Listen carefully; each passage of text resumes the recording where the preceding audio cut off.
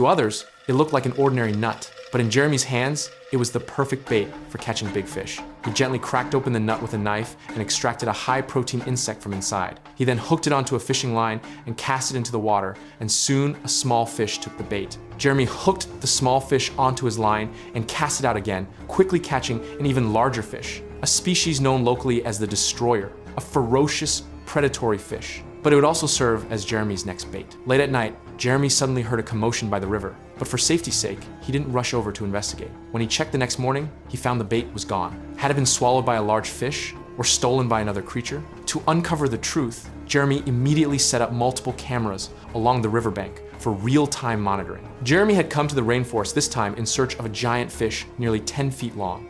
In the mid-20th century, two fishermen were suddenly attacked by a massive fish while fishing. They immediately swung their sickles to fight back. It is said the fish was large enough to swallow an adult whole, and it was only thanks to the sharpness of their sickles that they managed to drive it off. They then rallied the entire village to capture the monster, but strangely, even after the villagers combed the nearby waterways, they could not find the creature they described. As time passed, the incident faded from memory, but Jeremy remained firmly convinced. There are two types of fish in the Amazon basin that could be described as monsters.